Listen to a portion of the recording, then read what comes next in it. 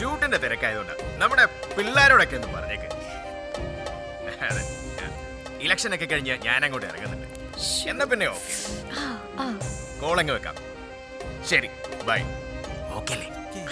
അടുത്തത് പൃഥ്വിരാജ് ഫാൻസ്. എടേ എന്തോന്നടേ ഇത്? സുരേഷ് ഗോപിക്ക് വേണ്ടി വിളിച്ചിട്ട് ഇനി മലയാള സിനിമയിൽ വേറെ ആർക്കെങ്കിലും ബാക്കി ചെയ്യാനുണ്ടോ? രാജ്യത്തിന് വേണ്ടിയില്ല പിന്നെ ചേട്ടാ, ഒന്ന് അഡ്ജസ്റ്റ് ചെയ്യ്. അല്ല എന്തേട്ടാ?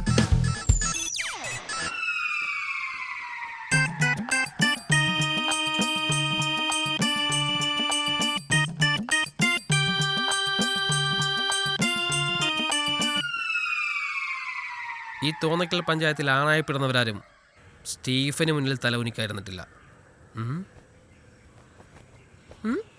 ഒന്ന് തലകുനിക്കോ പങ്കണ്ണ?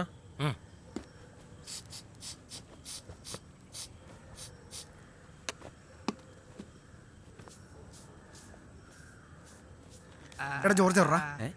എടാ ജോർജ് കളിക്കാൻ പോയി. എടാ ഇത് കണ്ട അതിനെ വിഷയനാ? എടാ നമ്മുടെ ചേച്ചിക്ക് വട്ടായിരുന്നു, വയനാട്ടിൽ എവിടെയോ പോയി ട്രീറ്റ്മെന്റ് എടുത്തു, ഇപ്പോഴും കഴിക്കുന്നുണ്ടെന്നാ കേട്ടത്. പിന്നെ പോടാ. എടേ അവിടുത്തെ ഡോക്ടറിന്റെ വോയിസ് നോട്ട് കേട്ടോ. സോഷ്യൽ മീഡിയ അഡിക്ഷന്റെ ഒരു വകഭേദമാണ്.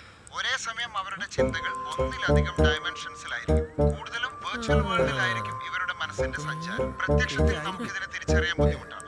സത്യത്തിൽ തലവേദന എനിക്ക് പണ്ടേ കൊച്ചിന്റെ കാര്യത്തിൽ പച്ചപ്പച്ചക്ക് തോന്നിയായിരുന്നു. മരുന്നിൽ മാറാവുന്നേ ഉള്ളൂ. കൃത്യമായി മരുന്ന് കഴിച്ചാൽ മതി.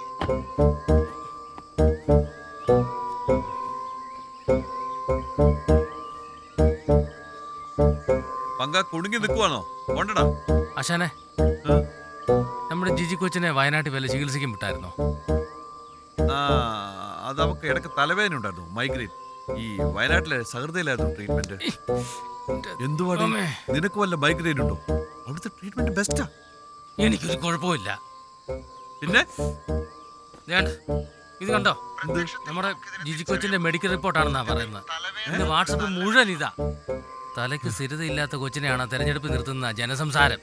പോരാത്തന് ഏതോ ഒരു ഡോക്ടർ മോന്റെ വോയിസ് നോട്ട്. അവളെ കണ്ടാ തന്നെ അരപ്പിരി ലൂസാ.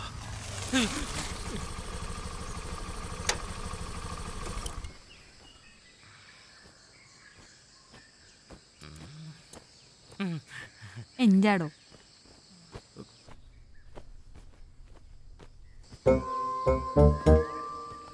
എന്തുവാടെ ഇത്? ഇതിപ്പോ എന്നതാ മനുഷ്യ കേൾക്കുന്നത്? കാഞ്ഞിരപ്പള്ളിന്ന് മോളിയും വിളിച്ചായിരുന്നു. കൊച്ചിനെന്നെ വട്ടാണോ എന്ന് അവര് ചോദിക്കുന്നത്. നിങ്ങളുടെ ഒരു രാഷ്ട്രീയം. നാളെ വേറൊരുത്തിന്റെ വീട്ടിൽ കെട്ടിച്ചു വിടേണ്ട പെണ്ണാ. ലൂസി, നീ ഇതിനിടെ കിടന്നുണ്ടാക്കല്ലേ.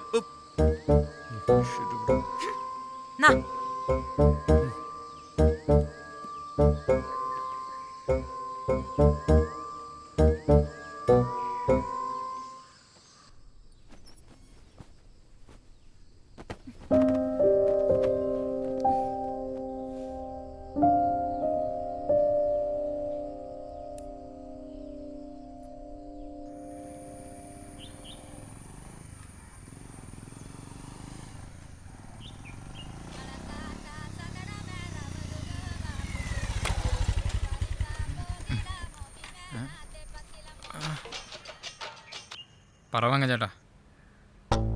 ആടാ ശലഭനെ, നീ കാര്യങ്ങൾ അറിഞ്ഞോ? അറിഞ്ഞിടത്തോളം ഇതാവും തന്നെ. തട്ടും പറഞ്ഞ സാക്ഷി ഞാൻ ടൗണിൽ കാണും. ഞാൻ എത്തിയേക്കാം.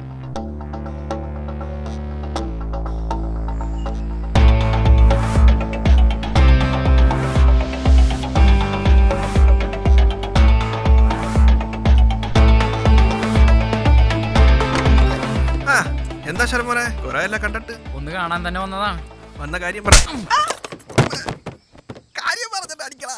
ആർക്കാണ് തലക്ക് സ്ഥിരമില്ലാത്ത നിന്റെ? അതായിരുന്നു കാര്യം, ഇനി ആവർത്തിക്കില്ല. ആവർത്തിക്കണം, അതിനാ ഇത്.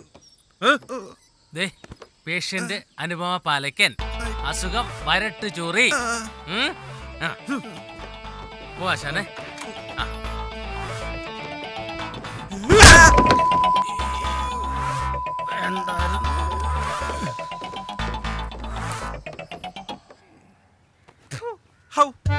എന്നാലും ആ ചൊറിമാന്തണ കൈകൊണ്ട് കറന്ന പാലാണല്ലോ കർത്താവേ ഇത്രയും നാള് നമ്മൾ കുടിച്ചത്. അതിന് ഇവിടെ പാല് വരുന്നത് ചന്ദ്രനാ, ചോറി അവക്കല്ലേ? എടാ ഉള്ളേ, അതല്ലേ ആ രോഗത്തിന്റെ പ്രത്യേകത. വീട്ടിൽ ഒരാൾക്ക് വന്നാൽ മതി, എല്ലാവർക്കും പടരും.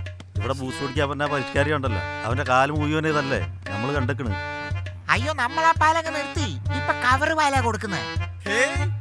എന്നാലും വേണ്ട, ഒരുത്തനെയും വിശ്വസിക്കാൻ പറ്റത്തില്ല. കട്ടങ്ങാപ്പി മതി. എനക്ക് സുലൈമാനി മതി. ആ തോറ്റാലും സാരില്ല, എന്നാൽ ഇമാതിരി നോണ പടച്ചു വിടുന്ന മരത്തലയിൽ ഇടുത്തി വീഴണേ ഭഗവാനെ. നിങ്ങൾക്ക് അങ്ങനെയൊക്കെ പറയാം. ഒരു പേ പോലും കയറാത്ത എന്റെ തല, ഒരു മുരി പോലും വിടാത്ത എന്റെ ഈ ശരീരം, അതിൽ വരട്ടിച്ചോറിയെന്ന് പറഞ്ഞാ കൈയും കെട്ടി നോക്കിക്കണോ? എനിക്കതല്ല, ഇനി പാലിന്റെ കച്ചവടം കുറയുമെന്നാണ്.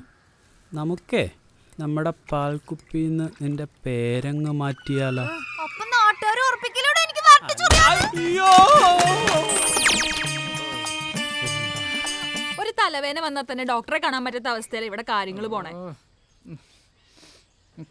എന്റെ ജിജി, നീ ആ മോഡുലേഷൻ ഒന്ന് മാറ്റിപ്പിടി, കുറച്ചുകൂടി ഒന്ന് സീരിയസ് ആവ്. നിനക്ക് വട്ടില്ലെന്നാണ് ഈ പണയണത്. പിന്നെ എന്നാ വേണ്ടത്, നീ തന്നെ പറ.